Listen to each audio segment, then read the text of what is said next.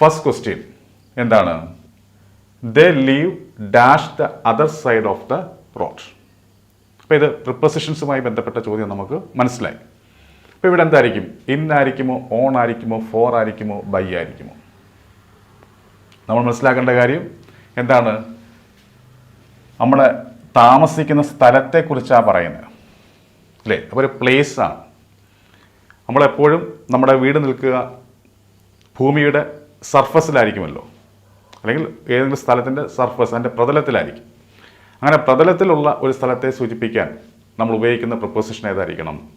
On ആയിരിക്കണം. എന്തായിരിക്കണം? On. അപ്പോൾ ഇവിടുത്തെ കറക്റ്റ് ആൻസർ ഓണാണ്. അപ്പോൾ they leave on the other side of the road എന്നുള്ളതാണ് ശരിയായിട്ടുള്ള ആൻസർ. ഇനി അടുത്ത ചോദ്യം നോക്കുക. Dash did you go in the car this morning. ഇപ്പോൾ ഒരു ചോദ്യമാണ്. ഇവിടെ ക്വസ്റ്റ്യൻ വേർഡ്സ് ആണ് കൊടുത്തിരിക്കുന്നത്. ഹൗ ഫാർ എന്നുണ്ട്, ഹൗ മച്ച് ഫോർ എന്നുണ്ട്, ഹൗ ലോങ് ഉണ്ട്, ഹൗ മച്ച് എന്നുണ്ട്. ഇപ്പോൾ ഇവിടെ എന്താ ഉദ്ദേശിക്കുന്നത്? ഈ രാവിലെ അല്ലെ ഇന്ന് രാവിലെ നിങ്ങൾ കാറിൽ പോയത് എന്തുമായിരിക്കും? ഹൗ ഫാർ എന്ന് വെച്ചാൽ എത്ര ദൂരം എന്നാണ്. അപ്പോൾ ഇവിടെ എന്താ ഉദ്ദേശിക്കുന്നത്? ആ കാറിൽ സഞ്ചരിച്ച ദൂരത്തെക്കുറിച്ചാണ് ചോദിക്കുന്നത്. ഓക്കെ, അപ്പോൾ എത്ര ദൂരം നിങ്ങൾ ഈ പറയുന്ന കാറിൽ ഇന്ന് രാവിലെ യാത്ര ചെയ്തു എന്നാണ് ഉദ്ദേശിക്കുന്നത്. അപ്പോൾ ഇവിടുത്തെ കറക്റ്റ് ആൻസർ എന്തായിരിക്കും? ഹൗ ഫാർ ആണ്. എന്താണ്? ഹൗ ഫാർ, എത്ര ദൂരം അല്ലേ?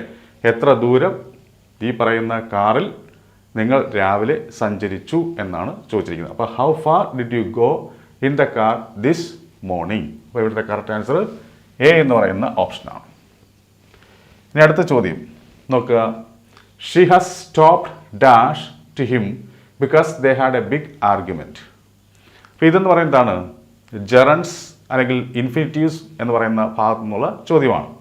നമുക്കറിയാം ഇൻഫിനിറ്റീവ്സ് രണ്ട് തരമുണ്ട്. ഏതൊക്കെ? ടു ഇൻഫിനിറ്റീവും ബേർ ഇൻഫിനിറ്റീവ്, ഒപ്പം പിന്നെ ജെറണ്ടും. ഇതുമായി ബന്ധപ്പെട്ട് പരീക്ഷകളിൽ ചോദിക്കാൻ സാധ്യതയുണ്ട് ചോദ്യങ്ങൾ. അപ്പോൾ ഇവിടെ ടോക്ക് കൊടുത്തിട്ടുണ്ട്. ടോക്ക് എന്ന് പറയുമ്പോൾ എന്തായിരിക്കും? ബേർ ഇൻഫിനിറ്റീവ് ആണ്. ടോക്കിംഗ് എന്ന് പറയുമ്പോൾ എന്തായിരിക്കും? ജെറണ്ടാണ്.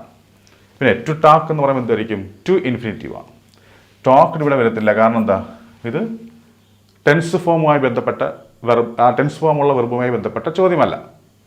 അപ്പോൾ ഇവിടെ എന്തായിരിക്കും ഉദ്ദേശിക്കുന്നത്? അവൾ എന്താ സംഭവിച്ചത്? ഷീ ഹാസ് സ്റ്റോപ്ഡ്, അവൾ അവസാനിപ്പിച്ചു അല്ലെങ്കിൽ അവൾ നിർത്തി. എന്താണ് നിർത്തിയത്? എന്ത് നിർത്തി? സംസാരം നിർത്തി എന്നാണ്. അപ്പോൾ ഇത്തരത്തിൽ നമ്മൾ പറഞ്ഞിട്ട് ഈ ബ്ലാങ്ക് വരുന്ന ഭാഗത്ത് എന്ത് എന്നൊരു ചോദ്യം നമുക്ക് ചോദിക്കേണ്ടി വരുന്നുവെങ്കിൽ അങ്ങനെയുള്ള സന്ദർഭങ്ങളിൽ നമ്മൾ ഏത് ഫോം ആയിരിക്കണം ഉപയോഗിക്കേണ്ടത്? ജെറണ്ട് ഫോം ആയിരിക്കണം ഉപയോഗിക്കേണ്ടത്. അത് ING ഫോം ആയിരിക്കണം ഉപയോഗിക്കേണ്ടത്. അപ്പോൾ ഇവിടുത്തെ കറക്റ്റ് ആൻസർ എന്തായിരിക്കും? Xi has stopped talking. അപ്പോൾ ഇവിടുത്തെ ജെറണ്ട് എന്ന് പറയുന്നതാണ് ടോക്കിംഗ് ആണ്.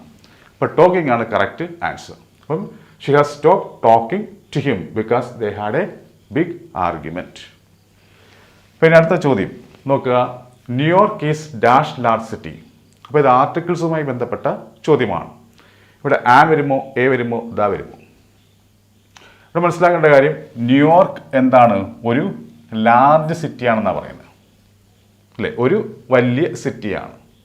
അപ്പോൾ ഇൻഡെഫിനിറ്റ് ആർട്ടിക്കിളാണ് വരേണ്ടത്. അതായത് ഒരു എന്നർത്ഥം നൽകുന്ന ആനോ എ ആണ് വരേണ്ടത്. ഇൻഡെഫിനിറ്റ് ആർട്ടിക്കിൾസ് ഏതൊക്കെയാണ്? ആനും എയും. ഇനി ആനും എയും നമ്മൾ എങ്ങനെയാണ് ഉപയോഗിക്കുന്നത്? ഇവിടെ എഴുതേണ്ട വാക്ക് അല്ലെങ്കിൽ ഇത് എഴുതേണ്ട ശേഷം വരുന്ന വാക്ക്, ആ വാക്കിൻ്റെ ആദ്യത്തെ ഉച്ചാരണം നോക്കിയായിരിക്കണം നമ്മൾ എഴുതേണ്ടത്. ഇവിടെ ലാർജ് എന്ന് പറയുന്നത്. അപ്പോൾ ലാ എന്ന ഉച്ചാരണമാണ് വരേണ്ടത്. അത് കോൺസണൻ്റ് ആണ്. അപ്പോൾ സ്വാഭാവികമായിട്ട് നമ്മൾ അവിടെ എന്താ വരേണ്ടത്? എ ആയിരിക്കണം ഉപയോഗിക്കേണ്ടത്. ഇവിടെ വവലായിരുന്നെങ്കിൽ നമ്മൾ ആൻ ഉപയോഗിച്ചു തന്നെ. അപ്പോൾ ഇവിടുത്തെ കറക്റ്റ് ആൻസർ എ ആണ്. എ ആണ് ശരിയായിട്ടുള്ള ആൻസർ. ഇനി അടുത്ത ചോദ്യം. I remember dash you last year. അല്ലേ? ഞാൻ ഓർക്കുന്നു നിങ്ങളെ അല്ലെങ്കിൽ നിങ്ങളെ കഴിഞ്ഞ വർഷം, അല്ലേ? കഴിഞ്ഞ വർഷം നിങ്ങളെ മീറ്റ് ചെയ്യുന്നത് ഞാൻ ഓർക്കുന്നു എന്നാണ് പറയുന്നത്. മനസ്സിലാക്കേണ്ട കാര്യം റിമെമ്പറിന് ശേഷം നമുക്ക് ടു ഇൻഫിനിറ്റീവ് എഴുതാം. എന്താണ്? ജെറണ്ട് നമുക്ക് എഴുതാം. ജെറണ്ട് ഫോമും എഴുതാം. അത് ഏതൊക്കെ സാഹചര്യങ്ങളാണ്? അതായത് നടന്ന ഒരു സംഭവത്തെക്കുറിച്ച് നമ്മളൊരു കാര്യം ഓർക്കുക. അതായത് നടന്ന കാര്യത്തെക്കുറിച്ച് നമ്മൾ ഓർക്കുക. സംഭവിച്ചു കഴിഞ്ഞതാണ്. ഇവിടെ കഴിഞ്ഞ വർഷത്തിൽ സംഭവിച്ച കാര്യം പറയുന്നത്. അങ്ങനെയുള്ള സാഹചര്യങ്ങളിൽ നമ്മൾ എന്താ ഉപയോഗിക്കേണ്ടത്? ജെറണ്ട് ഫോം ആയിരിക്കണം ഉപയോഗിക്കേണ്ടത്. ഇപ്പോൾ ഇവിടെ ലാസ്റ്റ് ഇയർ എന്ന് പറയുന്നു. അപ്പോൾ കഴിഞ്ഞ വർഷത്തെ സംഭവമാണ്. അങ്ങനെയുള്ള അപ്പോൾ അത് നടന്നു കഴിഞ്ഞ സംഭവമാണ്. അപ്പോൾ അതിനെക്കുറിച്ച് ഓർക്കുകയാണ്. അങ്ങനെയുള്ള സാഹചര്യത്തിൽ നമ്മൾ എന്ത് ഉപയോഗിക്കാവൂ? ജെറണ്ടാണ് ഉപയോഗിക്കേണ്ടത്. ഇപ്പോൾ ഇവിടെ ജെറണ്ടായിട്ട് വന്നിരിക്കുന്ന ഏതാണ്? ഈ മീറ്റിംഗ് എന്നുള്ളതാണ്. അപ്പോൾ ഇതാണ് കറക്റ്റ് ആൻസർ. അപ്പോൾ എന്താണ്? I remember meeting you. ഞാൻ ഓർക്കുന്നു നിങ്ങളെ കണ്ടുമുട്ടുന്നത് എന്ന് ലാസ്റ്റ് ഇയർ, കഴിഞ്ഞ വർഷം. ഓക്കെ, അപ്പോൾ ഇതാണ് ഇവിടുത്തെ കറക്റ്റ് ആൻസർ. എ ആണ് ശരിയായിട്ടുള്ള ആൻസർ. ഇനി അടുത്ത ചോദ്യം, do you want dash a cup of tea?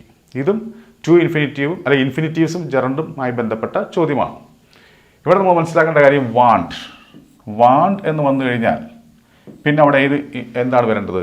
To infinitive ആയിരിക്കണം വരേണ്ടത്. എന്ന് വെച്ചാൽ ടു ചേർന്ന് വരുന്ന വെർബ്, അല്ലെങ്കിൽ ഇൻഫിനിറ്റീവിൻ്റെ തൊട്ട് മുമ്പിൽ ടു വരികയാണെങ്കിൽ അപ്പോൾ ഇവിടെ ടു ചേർന്ന് വരണം. അങ്ങനെയുള്ള വെർബ് ഏതാ നോക്കുമ്പോൾ ടു ഹാവ്. കാരണം എന്താ? ഇവിടെ വാണ്ട് എന്ന് വന്നതുകൊണ്ട്. വാണ്ടിന് ശേഷം നമുക്കൊരു വെർബ് ഫോമാണ് എഴുതേണ്ടതെങ്കിൽ അത് ടു ഇൻഫിനിറ്റീവ് ആയിരിക്കണം. ഓക്കെ, അപ്പോൾ അങ്ങനെ വെച്ച് നോക്കുമ്പോൾ ഇവിടുത്തെ കറക്റ്റ് ആൻസർ ടു ഹാവ് ആണ്. അപ്പോൾ എന്തായിരിക്കും? Do you want to have a cup of tea?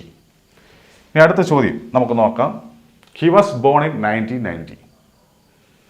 അദ്ദേഹം 1990-ലാണ് ജനിച്ചിരിക്കുന്നത്, അല്ലെങ്കിൽ ജനിച്ചത്. ഒരു സെൻറ്റൻസ് നമുക്ക് തന്നിട്ടുണ്ട്. എന്നിട്ട് എന്താ ചോദിക്കുന്നത്? Write the tense form. അതായത് ഈ പറയുന്ന സെൻറ്റൻസിൻ്റെ ടെൻസ് ഫോം എഴുതാനാണ് പറഞ്ഞിരിക്കുന്നത്. ഇവിടെ നോക്കുമ്പോൾ പാസ്റ്റ് കണ്ടിന്യൂസ് ഉണ്ട്, പാസ്റ്റ് പെർഫെക്റ്റ് ഉണ്ട്, സിമ്പിൾ പാസ്റ്റ് ഉണ്ട്, സിമ്പിൾ പ്രസൻറ്റ് ഉണ്ട്. ഇതെന്തായിരിക്കും? നമുക്കറിയാം പാസ്റ്റ് കണ്ടിന്യൂസ് എന്ന് പറയുമ്പോൾ എങ്ങനെ വരണം? അവിടുത്തെ വെർബ് ഫോം പാസ്റ്റ് കണ്ടിന്യൂസ് എന്ന് പറയുമ്പോൾ was or were plus verb plus ING. ഇതാണ് പാസ്റ്റ് കണ്ടിന്യൂസ്. പാസ്റ്റ് പെർഫെക്റ്റ് എന്ന് പറയുമ്പോൾ ഹാഡ്, പാസ്റ്റ് പെർഫെക്റ്റ് ആണ്. അപ്പോൾ ഹാഡ് പ്ലസ് V3 അല്ലേ? ഹാഡ് പ്ലസ് V3 ആണ് പാസ്റ്റ് പെർഫെക്റ്റ്.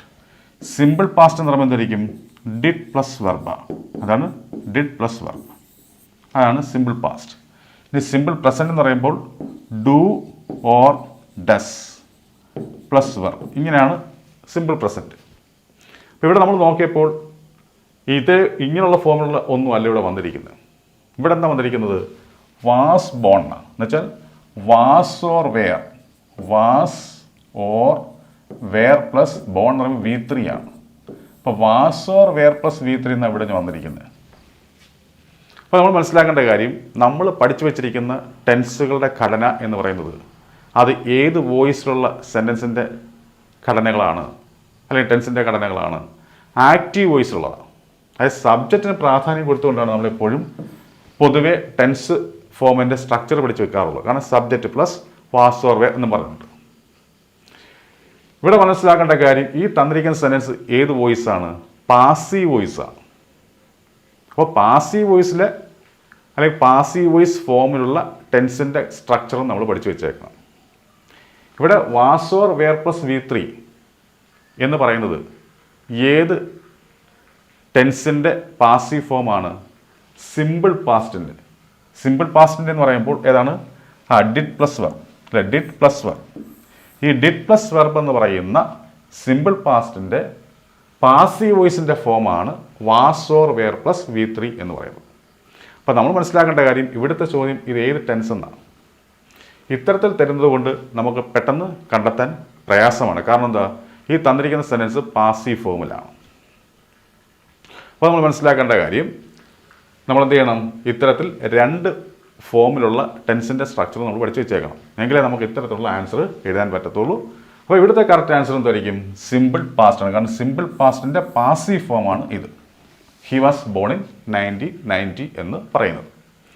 അപ്പോൾ ഇവിടുത്തെ കറക്റ്റ് ആൻസർ സിമ്പിൾ പാസ്റ്റ് ആണ്. ഓക്കെ, ഇനി അടുത്ത ചോദ്യം, how long dash English? How long എന്ന് വെച്ചാൽ എന്താ? എത്ര നാൾ, അല്ലെങ്കിൽ എത്ര നേരം, അല്ലെങ്കിൽ എത്ര നാൾ. എത്ര നാൾ നിങ്ങൾ ഇംഗ്ലീഷ് പഠിക്കുന്നു എന്നാണ് ചോദ്യം. അപ്പോൾ ഇവിടെ അപ്പോൾ അതിൻ്റെ അർത്ഥം എന്തായിരിക്കും? അപ്പോൾ ഇത് ടെൻസ് ഫോമുമായി ബന്ധപ്പെട്ട ചോദ്യമാണ് അല്ലേ? ടെൻസ് ഫോമുമായി ബന്ധപ്പെട്ട ചോദ്യം തന്നെയാണ്. അപ്പോൾ ടെൻസുകളുടെ ഉപയോഗം നമുക്ക് അറിഞ്ഞിരിക്കണം, എങ്കിൽ മാത്രമേ നമുക്കിത് എഴുതാൻ പറ്റത്തുള്ളൂ. അപ്പോൾ എത്ര നാൾ കൊണ്ട് നിങ്ങൾ ഇംഗ്ലീഷ് പഠിക്കുന്നു എന്ന് വെച്ച് കഴിഞ്ഞാൽ അദ്ദേഹം പഠിച്ചു തുടങ്ങിയതെന്നായിരിക്കും? കഴിഞ്ഞ കാലത്തിലായിരിക്കും. അപ്പോൾ ഇപ്പോൾ കഴിഞ്ഞ കാലത്ത് തുടങ്ങിയ ഒരു കാര്യം അതിപ്പോഴും തുടർന്നുകൊണ്ടിരിക്കുന്നു. അങ്ങനെ വരുമ്പോൾ നമ്മൾ മനസ്സിലാക്കേണ്ട കാര്യം അങ്ങനെയുള്ള ടെൻസ് ഏതായിരിക്കും? പ്രസൻറ്റ് പെർഫെക്റ്റ് കണ്ടിന്യൂസ് ടെൻസ് ആയിരിക്കും. ഓക്കെ, പ്രസൻറ്റ് പെർഫെക്റ്റ് കണ്ടിന്യൂസിൻ്റെ സ്ട്രക്ചർ എങ്ങനെ ആയിരിക്കും?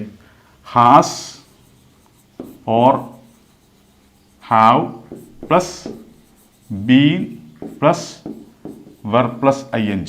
ഇതാണ് പ്രസൻറ്റ് പെർഫെക്റ്റ് കണ്ടിന്യൂസ് ടെൻസിൻ്റെ കൺസ്ട്രക്ഷൻ. ഇവിടെ നോക്കുമ്പോൾ ഹാവ് വന്നിട്ടുണ്ട്, ബീൻ വന്നിട്ടുണ്ട്.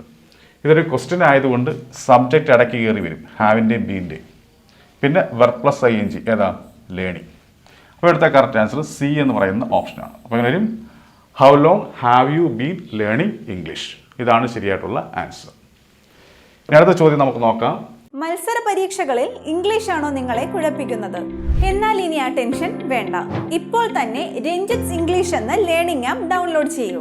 Kerala PSC, SSC, UPSC, bank തുടങ്ങിയ എല്ലാ പരീക്ഷകൾക്കുമായിട്ടുള്ള ഇംഗ്ലീഷ് ക്ലാസുകൾ ഇനി അനായാസം പഠിക്കാം. എക്സ്പീരിയൻസ്ഡ് ഫാക്കൽറ്റിയുടെ ലൈവ് ആൻഡ് റെക്കോർഡഡ് ക്ലാസുകൾ ലഭ്യമാണ്. കൂടുതൽ വിവരങ്ങൾക്കായി 8848697278 എന്ന നമ്പറിലേക്ക് വാട്സ്ആപ്പ് ചെയ്യൂ. Ranjith English makes you smart in English. We would never have had the accident if you dashed so fast. ഇപ്പോൾ ഇഫ് ക്ലോസുമായി ബന്ധപ്പെട്ട ചോദ്യമാണ്. അപ്പോൾ നോക്കാം, ഇവിടുത്തെ മെയിൻ ക്ലോസ് എന്ന് പറയുന്നത് എന്താണ്?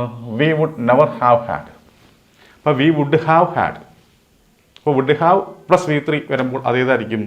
പാസ്റ്റ് പെർഫെക്റ്റിൻ്റെ ആയിരിക്കും. പക്ഷേ ഇവിടെ നമുക്ക് നോക്കുമ്പോൾ പാസ്റ്റ് പെർഫെക്റ്റിൻ്റെ ഏതാണ് വന്നിട്ടുണ്ട്? ഏതാണ്? Had driven. നമ്മൾ പെട്ടെന്ന് എന്ത് എഴുതിയും? ഇത് ആൻസറായിട്ട് എഴുതി വെക്കും. ഇത് ആൻസറായിട്ട് എഴുതി വെച്ചാൽ അർത്ഥം വെച്ച് നോക്കുമ്പോൾ തെറ്റിപ്പോകും. കാരണം എന്താ? നമുക്കൊന്ന് വായിച്ചു നോക്കാം. ഇത് കൊടുത്തിട്ട് we would never have had the accident അല്ലേ? നമുക്ക് ആക്സിഡൻറ്റ് ഉണ്ടാകത്തില്ലായിരുന്നു, നമ്മൾ ആക്സിഡൻറ്റിൽ പെടുത്തില്ലായിരുന്നു. എങ്ങനെ ആയിരുന്നെങ്കിൽ? If you had driven so fast, നിങ്ങൾ വേഗത്തിൽ ഓടിച്ചിരുന്നുവെങ്കിൽ. അങ്ങനെ ആ തരത്തിൽ അർത്ഥം വരും. ഇവിടെ ആക്ച്വലി നെഗറ്റീവ് മീനിങ് ആണ് ഇവിടെ വരേണ്ടത്. ഇവിടുത്തെ ഇഫ് ക്ലോസ് നെഗറ്റീവ് മീനിങ് ഉള്ള സെൻറ്റൻസ് ആയിരിക്കണം, അല്ലെങ്കിൽ ക്ലോസ് ആയിരിക്കണം, എങ്കിൽ ഇവിടെ അർത്ഥം ശരിയാവത്തുള്ളൂ. ഇവിടെ അപ്പോൾ എങ്ങനെ നമ്മൾ പറയേണ്ടത്? നിങ്ങൾ അത്ര വേഗതയിൽ ഓടിച്ചില്ലായിരുന്നുവെങ്കിൽ നമ്മൾ ആ അപകടത്തിൽ പെടത്തില്ലായിരുന്നു എന്നാണ് വരേണ്ടത്. അപ്പോൾ ആക്ച്വലി ഇവിടെ പാസ്റ്റ് പെർഫെക്റ്റ് ആണ് വരേണ്ടത്. അങ്ങനെ നമ്മൾ ഹാഡ് ഡ്രിവൺ എന്ന് പറഞ്ഞാൽ പോരാ, ഹാഡിൻറ്റ് ഡ്രിവൺ എന്ന് വരണം. ഓക്കെ, ഹാഡിൻറ്റ് ഡ്രിവൺ എന്ന് വരണം. പക്ഷേ നമ്മുടെ ഓപ്ഷനിൽ അങ്ങനെ ഇല്ല. അങ്ങനെ ഇല്ലാത്ത സ്ഥിതിക്ക് നമ്മൾ മനസ്സിലാക്കേണ്ട കാര്യം, പാസ്റ്റ് പെർഫെക്റ്റ് എഴുതേണ്ട സാഹചര്യമാണ് അവിടെ. പക്ഷേ നമുക്ക് അർത്ഥം വെച്ച് നോക്കുമ്പോൾ അവിടെ പാസ്റ്റ് പെർഫെക്റ്റ് ശരിയാകുന്നില്ല. അങ്ങനൊരു സാഹചര്യം വരുന്ന സമയത്തിൽ നമുക്ക് പാസ്റ്റ് പെർഫെക്റ്റിന് പകരം നമുക്ക് ആരെയും പരിഗണിക്കാം? പാസ്റ്റ് പെർഫെക്റ്റ് കണ്ടിന്യൂസ് ടെൻസിനെയും പരിഗണിക്കാം. അപ്പോൾ ഇവിടെ ഹാഡ് ഡ്രിവൺ വരുമ്പോൾ അർത്ഥം ശരിയാകുന്നില്ല. അപ്പോൾ നമ്മൾ ഇതിനെ മാറ്റിയിട്ട് പാസ്റ്റ് പെർഫെക്റ്റ് കണ്ടിന്യൂസ് ടെൻസ് ഉണ്ടോ എന്ന് നോക്കുമ്പോൾ അവിടെ കിടക്കുന്നു. ഏതാണ്? Hadn't been driving. ഇവിടെ ഇൻറ്റ് ഉണ്ട്, നെഗറ്റീവ് സെൻസ് നൽകുന്നുണ്ട്. Okay, past perfect continuous tense എന്ന് പറയുമ്പോൾ എങ്ങനെ ആയിരിക്കും? Had plus been plus verb plus ING. ഇതാണ് പാസ്റ്റ് പെർഫെക്റ്റ് കണ്ടിന്യൂസ് ടെൻസിൻ്റെ കൺസ്ട്രക്ഷൻ എന്ന് പറയുന്നത്. ഓക്കെ, അപ്പോൾ ഈ രീതി വരണം. ഇവിടെ നോട്ട് അത്യാവശ്യമാണ്, നോട്ടിൻ്റെ ചെറിയ ഇൻറ്റ് അത്യാവശ്യം, അതായത് നെഗറ്റീവ് സെൻസ് അത്യാവശ്യമാണ്. അതുകൊണ്ട് ഇവിടെ നമുക്ക് ഇത് എഴുതാൻ പറ്റത്തില്ല, പകരം നമുക്ക് ഇതേ എഴുതാൻ പറ്റത്തുള്ളൂ. അപ്പോൾ ഇവിടുത്തെ കറക്റ്റ് ആൻസർ ബി എന്ന് പറയുന്ന ഓപ്ഷൻ. അപ്പോൾ ഇത്തരത്തിലുള്ള ചോദ്യങ്ങൾ വന്നു കഴിഞ്ഞാൽ ചിലപ്പോൾ നമ്മൾ തെറ്റിക്കാൻ സാധ്യതയുണ്ട്. അപ്പോൾ അതുകൊണ്ട് ഇങ്ങനെയുള്ള ചോദ്യങ്ങളെ നമ്മൾ മനസ്സിലാക്കുക, അർത്ഥവും കൂടെ മനസ്സിലാക്കിയായിരിക്കണം നമ്മൾ ആൻസർ എഴുതേണ്ടത്. അല്ല നമ്മൾ ഷോർട്ട് കട്ട് പഠിച്ചു വെച്ചാൽ പെട്ടെന്ന് നമ്മൾ ഹാഡ് ഡ്രിവൺ എഴുതി വെക്കും. കാരണം would have, should have, might have അല്ലേ, അത്തരത്തിൽ വരുവാണെങ്കിൽ പാസ്റ്റ് പെർഫെക്റ്റ് ആണ് വരേണ്ടതുകൊണ്ട് നമ്മൾ പെട്ടെന്ന് എഴുതി വെക്കും. പക്ഷേ ഇവിടെ അങ്ങനെ എഴുതി കഴിഞ്ഞാൽ തെറ്റും, കാരണം അർത്ഥം വ്യത്യാസപ്പെടും. നമുക്ക് നെഗറ്റീവ് സെൻസിലുള്ള മീനിങ് ആയിരിക്കണം വരേണ്ടത്. അങ്ങനെ നൽകുന്നത് പാസ്റ്റ് പെർഫെക്റ്റ് കണ്ടിന്യൂസ് ആയിട്ട് നിൽക്കുന്ന ഈ ബി എന്ന് പറയുന്ന ഓപ്ഷനാണ്. ഓക്കെ, പിന്നെ അടുത്ത ചോദ്യം നോക്കുക. Dash the better team it lost the match. എന്താണിത്? ഒരു കോൺട്രഡിക്ടറി സ്റ്റേറ്റ്മെൻറ്റാണ്. എന്നുവെച്ചാൽ വിരുദ്ധങ്ങളായിട്ടുള്ള പ്രസ്താവനകളാണ്. അതായത് നല്ല ടീം തന്നെയായിരുന്നു, പക്ഷേ അവർ ആ മാച്ചിൽ തോറ്റുപോയി. അതായത് നല്ല ടീമായിരുന്നിട്ടും ആ മാച്ചിൽ തോറ്റുപോയി അല്ലേ, കളി തോറ്റുപോയി. അതാണ് ഇവിടെ ഉദ്ദേശിക്കുന്നത്. ഇപ്പോൾ ഡെസ്പൈറ്റ് വെച്ചാണ് നമുക്ക് പറയേണ്ടത്. നമ്മൾ മനസ്സിലാക്കേണ്ട കാര്യം ഇൻസ്പൈറ്റ് ഓഫ് എന്താണ്? In spite of, despite. ഓക്കെ, ഇത് നമ്മൾ തിരിഞ്ഞു പോകരുത്. രണ്ടും ഒരേ അർത്ഥമാണ്. എന്നിരുന്നാലും, എന്നിട്ടും എന്നൊക്കെയാണ് അർത്ഥം. പക്ഷെ മനസ്സിലാക്കേണ്ട കാര്യം, ഈ ഓഫ് നമ്മളെ കൺഫ്യൂസ് ചെയ്യിപ്പിക്കും. നമ്മൾ ഇൻസ്പൈറ്റ് ഓഫ് എന്ന് പറയുന്നത് പോലെ ഡെസ്പൈറ്റ് വരുമ്പോഴും അതിൻ്റെ കൂടെ നമ്മൾ ഓഫ് വെച്ച് പറയാൻ സാധ്യതയുണ്ട്, അല്ലെങ്കിൽ എഴുതാൻ സാധ്യതയുണ്ട്. നമ്മൾ മനസ്സിലാക്കേണ്ട കാര്യം, ഇൻസ്പൈറ്റിൻ്റെ കൂടെയുള്ളൂ ഓഫ്, ഡെസ്പൈറ്റിൻ്റെ കൂടെ എന്തില്ല, ഓഫ് ഇല്ല. അപ്പോൾ ഇവിടെ നമുക്ക് ഡെസ്പൈറ്റ് മാത്രം വരുന്ന, അതായത് ഓഫ് ഇല്ലാത്ത ഡെസ്പൈറ്റാണ് ഇവിടെ വരേണ്ടത്. അങ്ങനെ വന്നിരിക്കുന്ന ഏതൊക്കെയാണ് നമുക്ക്? ഇത് ഡെസ്പൈറ്റ് ഓഫ് എന്ന് തോന്നുന്നത് തെറ്റാണ്. ഡെസ്പൈറ്റ് ബീയിങ് ഉണ്ട്, ഡെസ്പൈറ്റ് ഉണ്ട്. ഓൾത് നമ്മൾ എന്തിൻ്റെ കൂടെ ഉപയോഗിക്കത്തുള്ളൂ? ക്ലോസുകളുടെ, സബോർഡിനേറ്റ് ക്ലോസിൻ്റെ കൂടെ ഉപയോഗിക്കത്തുള്ളൂ. ഇതെന്ന് പറയുന്ന ഒരു ഫ്രേസാണ്. ഫ്രേസിൻ്റെ കൂടെ ഓൾതോ നമ്മൾ ഉപയോഗിക്കത്തില്ല. ഓൾതയുടെ അർത്ഥം ഇത് തന്നെയാണ്, എന്നിട്ടും, എന്നിരുന്നാലും എന്നൊക്കെയാണ് അർത്ഥം. ഓക്കെ, അപ്പം ഓൾതോ നമുക്ക് വേണ്ട. പിന്നെ ഉള്ളത് ഡെസ്പൈറ്റ് ആണ്. അപ്പോൾ ഇവിടെ ഡെസ്പൈറ്റ് വന്നിട്ടുള്ള ഏതൊക്കെയാണ്? ഡെസ്പൈറ്റ് ബീയിങ്, ഡെസ്പൈറ്റുമാണ്. ഇതിനകത്ത് ഏതാണ് നമ്മൾ മനസ്സിലാക്കേണ്ടത്? നമ്മൾ ഡെസ്പൈറ്റ് എന്ന് മാത്രം എഴുതിയാൽ ശരിയാവത്തില്ല. ആയിരുന്നിട്ടും എന്നർത്ഥം വേണ്ടത്. അതായത് നല്ല ടീം ആയിരുന്നിട്ടും. അപ്പോൾ ആകുക എന്നർത്ഥം നൽകുന്ന സംഭവം അവിടെ വരണം. ആകുക എന്നർത്ഥം നൽകുന്ന വെർബ് ഏതാണ്? ബി ആണ്. ഓക്കെ, ഇനി മനസ്സിലാക്കേണ്ട കാര്യം, ഡെസ്പൈറ്റ് എഴുതി കഴിഞ്ഞാൽ ING ഫോമുള്ള വെർബായിരിക്കണം വരേണ്ടത്. അപ്പോൾ ബിയുടെ ING ഫോം ഏതാ? Despite being. അപ്പോൾ ഇതാണ് ശരിയായിട്ടുള്ള ആൻസർ. അങ്ങനെ വരുമ്പോൾ ബി എന്ന് പറയുന്ന ഓപ്ഷനാണ് ശരിയായിട്ടുള്ള ആൻസർ. ഓക്കെ, അപ്പോൾ ഇവിടുത്തെ കറക്റ്റ് ആൻസർ എന്ന് പറയുന്നതാണ് ഡെസ്പൈറ്റ് ബി. ഇത് നമ്മളെ കൺഫ്യൂസ് ചെയ്യിപ്പിക്കാൻ സാധ്യതയുള്ള ചോദ്യമാണ്. ഓക്കെ, ഇനി അടുത്ത ചോദ്യം നമുക്ക് നോക്കാം. It dash my brother. ഇവിടെ കൊടുത്തിട്ടുണ്ട് is ages that I didn't see, is ages since I saw, was ages that I haven't seen, was ages since I saw. ഇവിടുത്തെ ഉദ്ദേശിക്കുന്നത് അതായത് എൻ്റെ ബ്രദറിനെ കണ്ടിട്ട് വർഷങ്ങളായെന്ന. അപ്പോൾ ആരർത്ഥമാണ് നമുക്ക് നൽകേണ്ടത്? അപ്പോൾ വർഷങ്ങളായി എന്ന് പറയുമ്പോൾ ഇപ്പോഴത്തെ അവസ്ഥയിൽ എന്നാണ് പറയുന്നത്. അപ്പോൾ അതുകൊണ്ട് തന്നെ ഇറ്റ് ഈസ് എന്ന് പറഞ്ഞിട്ടായിരിക്കും നമ്മൾ തുടങ്ങേണ്ടത്. അങ്ങനെ ഇറ്റ് ഈസ്, അല്ലെ, ഇറ്റ് ഈസ് എന്ന് പറഞ്ഞിട്ട് വേണം തുടങ്ങാൻ.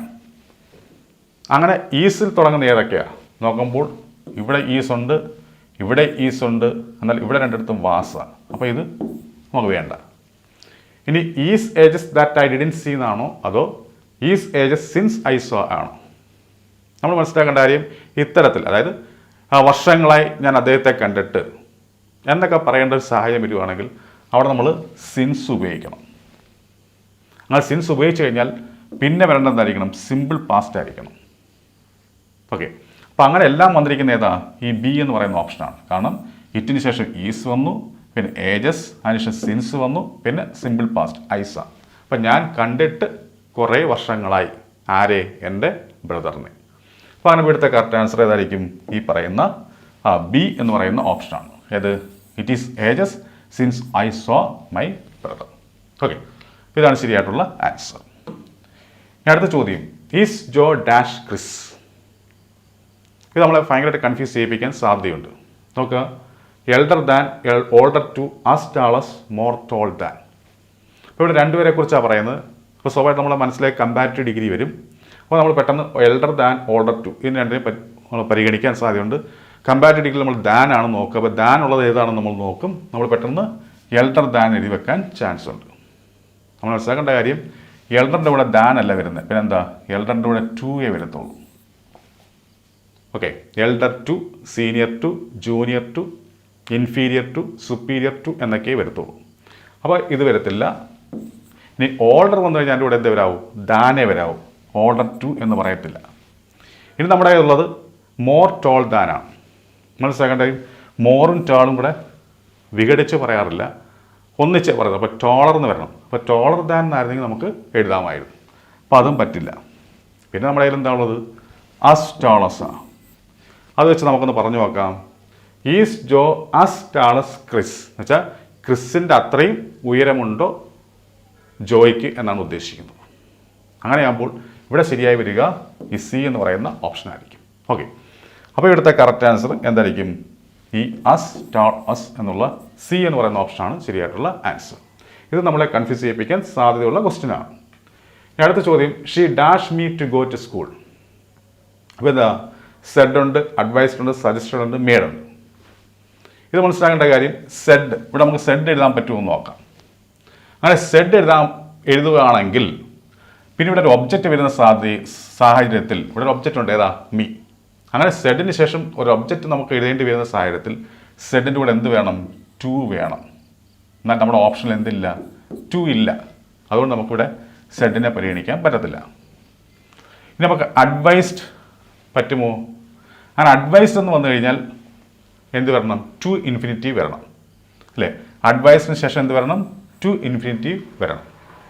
ഇവിടെ നോക്കുമ്പോൾ ഇവിടെ ടു ഇൻഫിനിറ്റീവ് ഉണ്ട്, ടു ഗോ. ഒബ്ജക്റ്റ് ഇടയ്ക്ക് വരാം. അങ്ങനെ ഒബ്ജക്റ്റും കഴിഞ്ഞ് പിന്നെ നമുക്കൊരു വെർബാണ് എഴുതേണ്ടതെങ്കിൽ അവിടെ ടു ഇൻഫിനിറ്റീവ് ആയിരിക്കണം വരേണ്ടത്. ഇവിടെ ടു ഗോ എന്നുണ്ട്. അപ്പോൾ നമുക്ക് അഡ്വൈസ്ഡ് നമുക്ക് പരിഗണിക്കാം. ഇനി നമുക്ക് സജസ്റ്റഡ് എഴുതാൻ പറ്റുമോ? അങ്ങനെ സജസ്റ്റഡ് നമ്മൾ എഴുതുകയാണെങ്കിൽ അവിടെ പിന്നീട് എന്ത് വരാൻ പാടില്ല? ടു ഇൻഫിനിറ്റീവ് വരാൻ പാടില്ല. അപ്പോൾ നമ്മൾ മനസ്സിലാക്കേണ്ട കാര്യം, അഡ്വൈസ്ഡ് എന്ന് എഴുതുകയാണെങ്കിൽ അവിടെ ടു ഇൻഫിനിറ്റീവ് വരണം. എന്നാൽ സജസ്റ്റഡ് എന്നാണെങ്കിൽ അവിടെ എന്ത് വരാൻ പാടില്ല? ടു ഇൻഫിനിറ്റീവ് വരാൻ പാടില്ല. അപ്പോൾ നമുക്കിതിനെ കളയാം. അതുപോലെ തന്നെ മേഡും. മേഡ് എഴുതി കഴിഞ്ഞാലും എന്ത് വരാൻ പാടില്ല? ടു ഇൻഫിനിറ്റീവ് വരാൻ പാടില്ല. അപ്പോൾ നമുക്ക് മേഡിനെ കളയാം. അപ്പം ടു ഇൻഫിനിറ്റീവ് വന്ന സ്ഥിതിക്ക് നമുക്കിവിടെ എന്ത് എഴുതാൻ പറ്റത്തുള്ളൂ? അഡ്വൈസ്ഡ് എന്നേ നമുക്ക് എഴുതാൻ പറ്റത്തുള്ളൂ. അപ്പോൾ എടുത്ത കറക്റ്റ് ആൻസർ ഏതായിരിക്കും?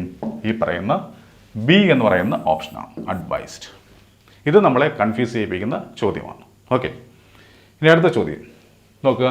She has been dash of murdering her husband. ഇവിടെ എന്ത് വരും? ചാർജ്ഡ് വരുമോ, അക്യൂസ്ഡ് വരുമോ, അറസ്റ്റഡ് വരുമോ, ബ്ലെയിംഡ് വരുമോ? ഇതെല്ലാം എന്തിനെ ആശ്രയിച്ചാണ് നമ്മൾ എഴുതേണ്ടത്? ഈ ഓഫ് എന്ന് പറഞ്ഞ പ്രിപ്പോസിഷനെ ആശ്രയിച്ചാണ് എഴുതേണ്ടത്.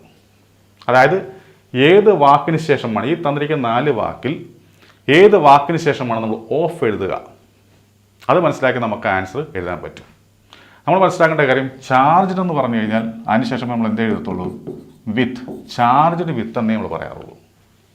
ഇനി അക്യൂസ്ഡിൻ്റെ കൂടെ നമുക്ക് എന്ത് ഉപയോഗിക്കാം? ഓഫ് ഉപയോഗിക്കാം, അക്യൂസ്ഡ് ഓഫ്. ഇനി അറസ്റ്റഡിൻ്റെയും ബ്ലെയിംഡിൻ്റെയും കൂടെ നമ്മൾക്ക് എന്തായിരിക്കും ഉപയോഗിക്കാൻ പറ്റുക?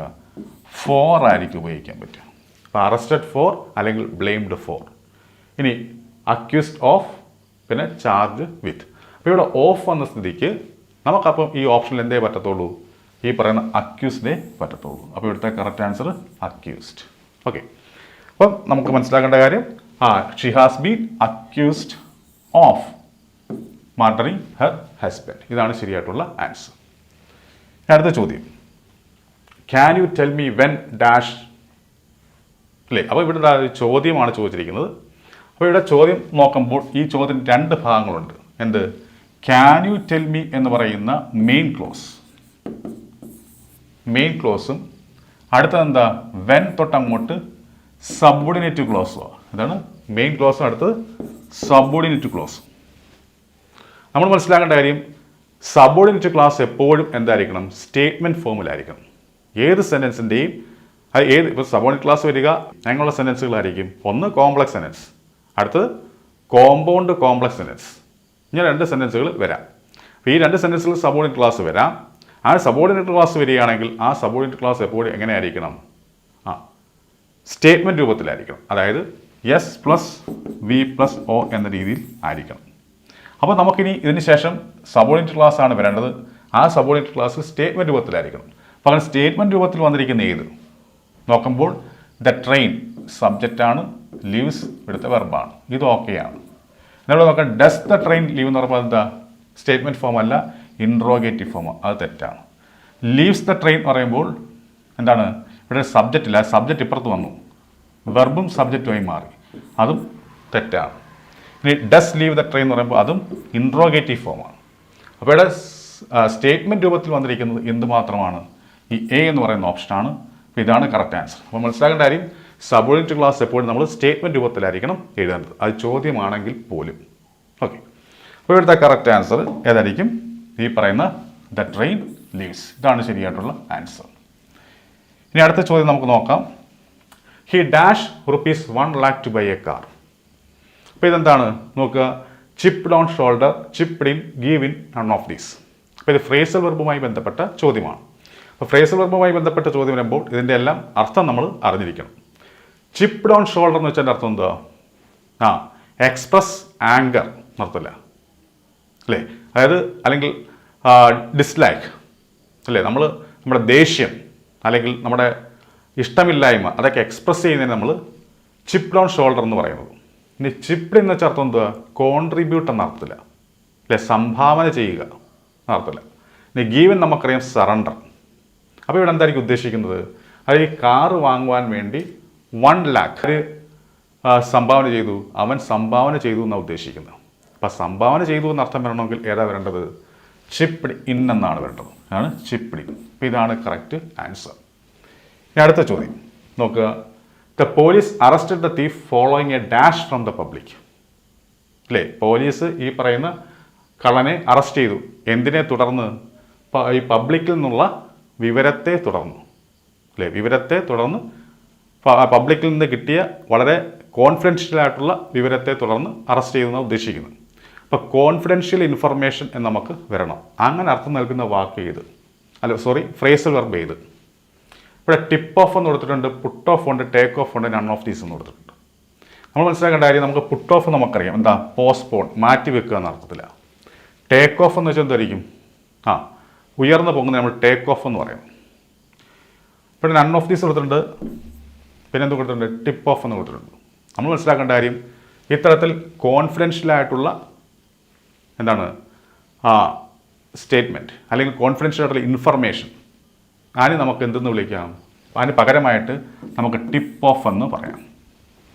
അപ്പോൾ ഇവിടുത്തെ കറക്റ്റ് ആൻസർ എ എന്ന് പറയുന്ന ഓപ്ഷനാണ്. അപ്പോൾ എന്താണ്? The police arrested the thief following a tip off from the public. പബ്ലിക്കിൽ നിന്നുള്ള വളരെ കോൺഫിഡൻഷ്യൽ ആയിട്ടുള്ള ഇൻഫർമേഷനെ തുടർന്ന് പോലീസ് ആ കള്ളനെ അറസ്റ്റ് ചെയ്തെന്നാണ് ഉദ്ദേശിക്കുന്നത്. ഓക്കെ, അടുത്ത ചോദ്യം നോക്കുക. The report was riddled dash errors. അപ്പോൾ ഇത് പ്രിപ്പോസിഷനുമായി ബന്ധപ്പെട്ട ചോദ്യമാണ്. പ്രത്യക്ഷത്തിൽ നോക്കാൻ നമുക്ക് അതേ തോന്നത്തുള്ളൂ, പ്രിപ്പോസിഷനുമായി ബന്ധപ്പെട്ട ചോദ്യമാണ് തോന്നത്തുള്ളൂ. പക്ഷേ ഇതെന്താണ് യഥാർത്ഥത്തിൽ? ഇത് ഫ്രേസൽ വെർബുമായി ബന്ധപ്പെട്ട ചോദ്യമാണ് യഥാർത്ഥത്തിൽ. ഓക്കെ, അപ്പോൾ റിഡിൽ എന്ന് കൊടുത്തിട്ടുണ്ട്. റിഡിലിൻ്റെ കൂടെ നമുക്ക് ഏതായിരിക്കും ഉപയോഗിക്കാൻ പറ്റുക? എന്തുപയോഗിക്കുമ്പോഴായിരിക്കും അർത്ഥം നൽകുക? ഇവിടെ മനസ്സിലാക്കേണ്ട കാര്യം, ഇവിടെ എന്താ ഉദ്ദേശിക്കുന്നത്? ദ റിപ്പോർട്ട്, ആ റിപ്പോർട്ട് മുഴുവനും തെറ്റുകളാൽ പൂരിതമാണ്, അല്ലെങ്കിൽ തെറ്റുകൊണ്ട് നിറയപ്പെട്ടതാണ് ഈ റിപ്പോർട്ട് എന്നാണ് ഇവിടെ ഉദ്ദേശിക്കുന്നത്. അങ്ങനെയാകുമ്പോൾ ഇവിടെ എന്താ വരേണ്ടത്?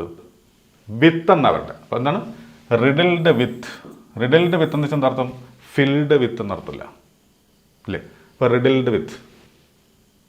അപ്പം the report was riddled with, അതായത് ഫുൾ ഓഫ് അല്ലെങ്കിൽ ഫിൽഡ് വിത്ത് എന്താണ്? എറേഴ്സ് എന്നാണ് ഉദ്ദേശിക്കുന്നത്. അപ്പോൾ the report was riddled with errors. ഇതാണ് കറക്റ്റ് ആൻസർ. ഇനി അടുത്ത ചോദ്യം നമുക്ക് നോക്കാം. Good eating habits are dash to good health. ഇവിടെ ഓപ്ഷൻസ് കൊടുത്തിട്ടുണ്ട്. ഡെലിറ്റേറിയസ് എന്ന് കൊടുത്തിട്ടുണ്ട്, കൺഡ്യൂസീവ് എന്ന് കൊടുത്തിട്ടുണ്ട്, നോക്ഷ്യസ് എന്ന് കൊടുത്തിട്ടുണ്ട്, പെർനീഷ്യസ് എന്ന് കൊടുത്തിട്ടുണ്ട്. അപ്പോൾ എന്തായിരിക്കും ഇവിടെ എന്തായിരിക്കും വരിക? ഇവിടെ എന്താ ഉദ്ദേശിക്കുന്നത്? ഗുഡ് ഈറ്റിംഗ് ഹാബിറ്റ്സ്, നല്ല ആഹാരശീലം, നല്ല ആരോഗ്യത്തിന് എന്താണ്? ബെനിഫിഷ്യലാണ് അല്ലെങ്കിൽ യൂസ്ഫുൾ ആണെന്ന് അർത്ഥത്തിലാണ് ഉദ്ദേശം. അപ്പോൾ ബെനിഫിഷ്യൽ, യൂസ്ഫുൾ എന്നൊക്കെ ഒരു അർത്ഥം നൽകുന്ന വാക്കായിരിക്കും നമുക്കിവിടെ എഴുതേണ്ടത്. അതേതായിരിക്കും? കൺഡ്യൂസീവ് എന്നാണ്. എന്താണ്? കൺഡ്യൂസീവ്. കൺഡ്യൂസീവ് എന്ന് വെച്ചാൽ എന്താ അർത്ഥം? യൂസ്ഫുൾ, ബെനിഫിഷ്യൽ, ഹെൽപ്ഫുൾ എന്നൊക്കെയാണ്. ബാക്കിയെല്ലാം എന്താണ്? ഈ പറയുന്ന കൺഡ്യൂസീവിൻ്റെ ഓപ്പോസിറ്റുകളാണ്. ഏതൊക്കെ? ഡെലിറ്റേറിയസും നോക്ഷ്യസും പെർനീഷ്യസും എന്ന് വെച്ചാൽ ഹാംഫുൾ, ദോഷകരം എന്നാണ് ഈ മൂന്നെണ്ണത്തിൻ്റെ അർത്ഥം. ഓക്കെ, അപ്പോൾ ഇവിടുത്തെ കറക്റ്റ് ആൻസർ കൺഡ്യൂസീവ് ആണ്. ലാസ്റ്റ് ക്വസ്റ്റ്യൻ നമുക്ക് നോക്കാം. നോക്കുക. Minister says caravan parks are dash. അപ്പോൾ ഇഡിയവുമായി ബന്ധപ്പെട്ട ചോദ്യമാണ്. അതായത് മിനിസ്റ്റർ പറയുന്നു കാരവാൻ പാർക്സ്. ഇപ്പം നമ്മുടെ കേരള ഗവൺമെൻറ് അതിനെക്കുറിച്ച് ചിന്തിച്ചുകൊണ്ടിരിക്കുകയാണ്. ഇവിടെ ഉദ്ദേശിക്കുന്നത്, മിനിസ്റ്റർ ഇവിടെ പറയുന്നത് എന്താണ്, അല്ലെങ്കിൽ മിനിസ്റ്റർ എന്താണ് ഇവിടെ ഉദ്ദേശിക്കുന്നത്? ഇത്തരത്തിൽ കാരവാൻ പാർക്സ് എന്ന് പറയുന്നത് അത് ഡിസ്കഷനിലിരിക്കുന്ന ഒരു മാറ്ററാണെന്നാണ് ഉദ്ദേശിക്കുന്നത്. ചർച്ചയിലിരിക്കുന്ന അല്ലെങ്കിൽ പ്രിപ്പറേഷനിലിരിക്കുന്ന ഒരു അല്ലെങ്കിൽ പരിഗണനയിലിരിക്കുന്ന ഒരു കാര്യം ആണെന്നാണ് ഉദ്ദേശിക്കുന്നത്. അപ്പോൾ അത്തരത്തിൽ ഏതെങ്കിലും ഒരു കാര്യം ഡിസ്കഷനിലിരിക്കുന്നു അല്ലെങ്കിൽ പരിഗണനയിലിരിക്കുന്നു എന്നൊക്കെ പറയണമെങ്കിൽ അവിടെ നമുക്കൊരു ഇഡിയം നമുക്ക് ഉപയോഗിക്കാം. ആ ഇഡിയം ഏതെന്നാണ് ഇവിടെ ചോദിച്ചിരിക്കുന്നത്. എ ലൈവ് വയർ എന്നാണോ, അതോ ഓൺ ദ ആൻവിലാണോ, അത് ആപ്പിൾസ് ആൻഡ് ഓറഞ്ചസ് എന്നാണോ, അത് നൺ ഓഫ് ദീസ് ആണ്.